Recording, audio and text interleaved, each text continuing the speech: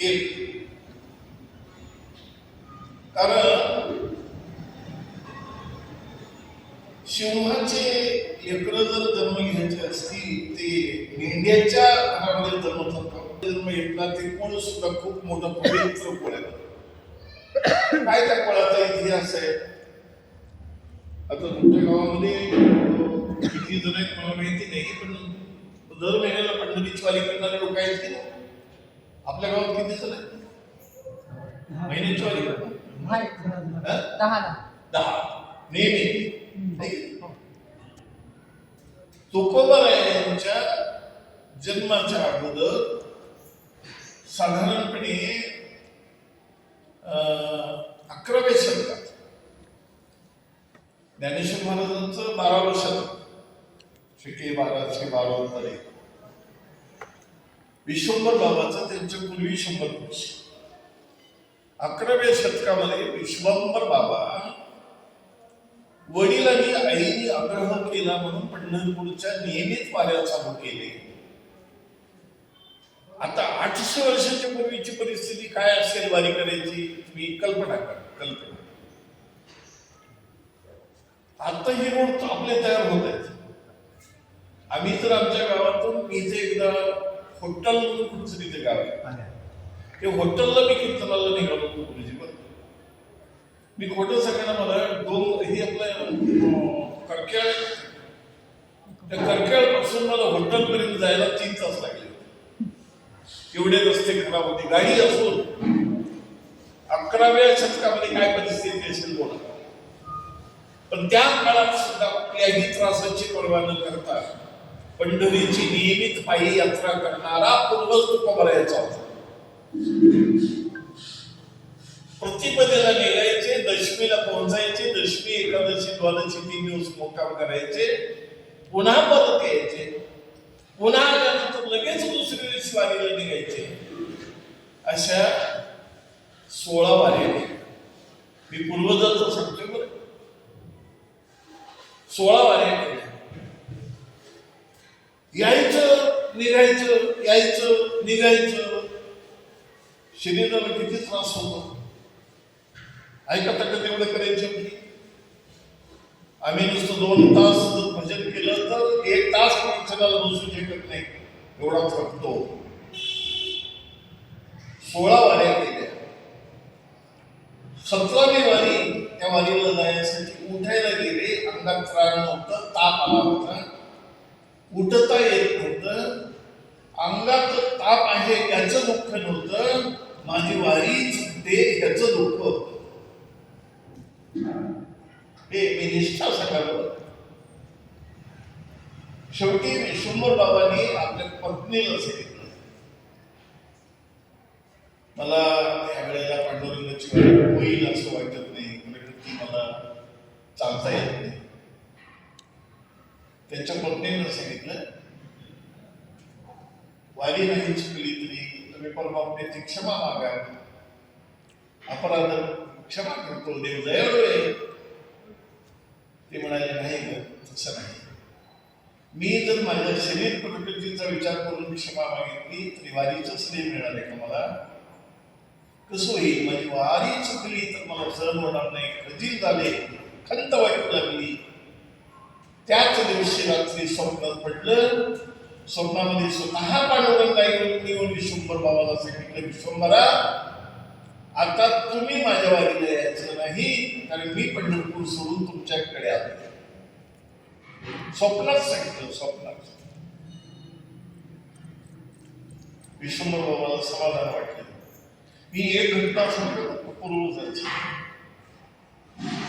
स्वप्नात, आता स्वप्नातल्या गोष्टी कोणी खऱ्या म्हणतात, आमच्याकडे म्हणतात पहाटे पहाटे स्वप्न पडलं तर खरं होतंय म्हणतात. तुमच्याकडे म्हणतात. पण कोण म्हणलं स्वप्न खरं असतं बरोबर? कारण ज्ञानोबाला सरळ सांगतात, स्वप्नीचे चेहरे जाईल आणि स्वप्न असतं. फक्त स्वप्नामध्येच ते खरं वाटतं. म्हणून विश्वंभर बाबांनी उठून आपल्या पत्नीला आपलं स्वप्न सांगितलं. पत्नीने त्यांनी सांगितलं सारखं विठ्ठलाचं ध्यान केल्यामुळे हे असं वेगळं असावं. तुम्ही स्वप्नात आले नंतर मग बघा अजून थोडा वेळ झोपले, पुन्हा स्वप्न पडलं आणि सांगितलं विश्वंभरा मी आता देऊला आलोय, पण कुठं आलोय तो गोंधळ उठू नये म्हणून सांगतो. तुझं जे शेत आहे ना ते शेतामध्ये आंब्याचं वन आहे ना, त्या आंब्याच्या रानात आंबराईमध्ये मी आलोय. सकाळी उठून 2 पताका घे, विना घे, टाळ मृदंग घे आणि दिंडी सोहळा करून त्या आंबराईतून मला इकडे घेऊन ये असं स्वप्न झालं. आता मी तुझ्या गावात आलो हे पहिलं स्वप्न आणि तिथून आणायचं कसे दुसरं स्वप्न. विश्वंभर बाबाला वाटलं काहीतरी याच्यामध्ये वैशिष्ट्य आहे.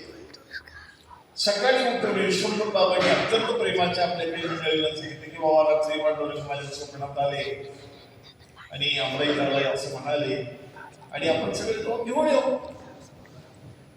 ज्यांच्याकडे श्रद्धा होती त्या लोकांनी विश्वंभर बाबाच्या बोलण्यावर विश्वास ठेवला. पण सगळे श्रद्धा ठेवणारे असतात का? काही कुटाळ लोक सुद्धा असतात. काही कुटाळ लोकांनी सांगितलं अंगामध्ये ताप आहे, सारखं पंढरपूरची वारी केल्यामुळं पागल झाले. पागल सज्जनाला पागल म्हणणारा सुद्धा वर्गात तयार आहे. एक वाक्य सांगतो तुम्हाला, अत्यंत वाईट जर काय असेल ह्या जगामध्ये तर अत्यंत चांगलं असणं हे अत्यंत वाईट आहे.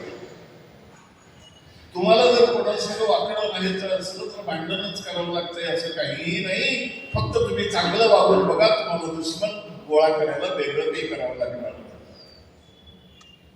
बऱ्याच लोकांनी सांगितलं गेलं झालंय, निघाले तर चला आपण जाऊ, आला असला तर बरं झालं, नाही आला तर टिंगल करायला मोकळे म्हणून सगळे लोक तिकडे गेले. अमराईमध्ये देव आलोय असं स्वप्नात म्हणाले, कुठे पिछे उडकायचे. इकडं तिकडं पाहिलं, भगवान दिसत नव्हते. पण आमिर गुलाबाचा, बुक्याचा आणि गुलाबाचा सुगंध येतो. तुम्ही पंढरपूरला रस्त्याने फिरताना बघा ते आमिर बुक्याच्या दुकानाकडून जाताना सुगंध येतो, तसा सुगंध एका ठिकाणी येत होता.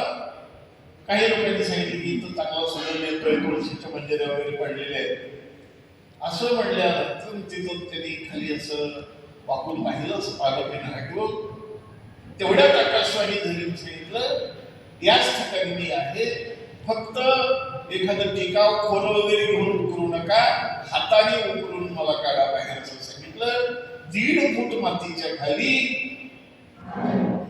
ते पंढरपूरला पण गेलेलेच आहेत, सांगायची गरज नाही.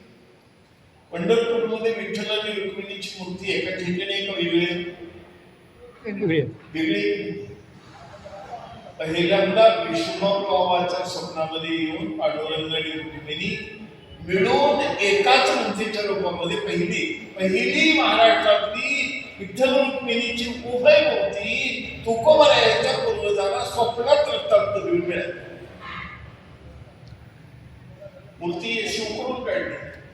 पाहिलं तर भाविक भक्तांना तर आनंद वाटलाच वाटला, पण जे टिंगल करायला लागले होते की नाही त्यांची सुद्धा पाचावर लागलेलं असत.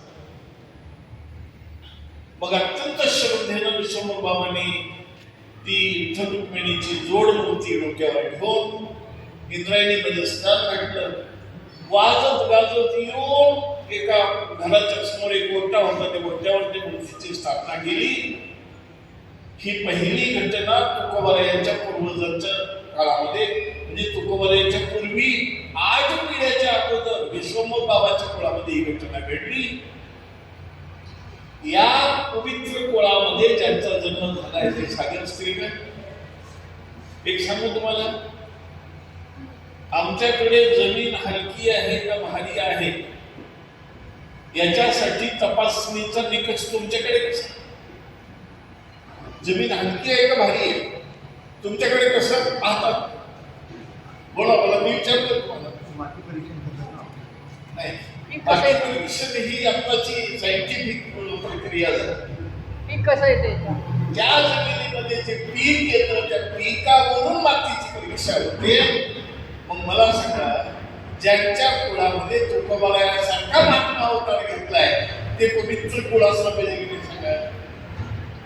अशा विश्वंभर बाबाच्या पवित्र कुळामध्ये त्यांचा जन्म झाला. त्याच्यामध्ये एक प्रमाण आहे. पवित्र ते कुळ, पावन तो देश, आणि जेथे हरीचे दास जन्म घेतो. अशा हा विश्वंभर बाबाचा पूर्वजाचा इतिहास आहे. हे विश्वंभर बाबा कुळामधले बिहार प्रांतातले, उगा माहिती असं म्हणून सांगतो. बिहार ते आपल्या देशामध्ये मला वाटतं किती 29 संघराज्य आहेत. 29 संघराज्य. त्याच्यामध्ये बिहार नावाचं एक संघराज्य. आता परवा निवडणुका झाल्या बघा. ते लालू प्रसाद यादवचा हा ते बघा किती बदमाश माणूस आहे, पण त्याच्या नावानं प्रसिद्ध आहे. असं काही लंका रावणामध्येच प्रसिद्ध आहे. त्या बिहारची राजधानी पूर्वी पाटलीपुत्र होते. आता कोणते मला पाटलीपुत्र. त्या पाटलीपुत्रामध्ये चंद्रगुप्त मौर्य म्हणून एक राजा होऊन गेला.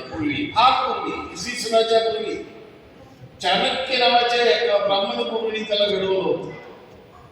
ते चंद्रगुप्त मौर्याचं राज्य, त्या चंद्रगुप्त मौर्याच्या वंशातले हे मोरे कुळातले विश्वंभर बाबा. पण बिहार सोडून, पाटलीपुत्र सोडून उपजीविकेसाठी ते बिहारमध्ये महाराष्ट्रात आले.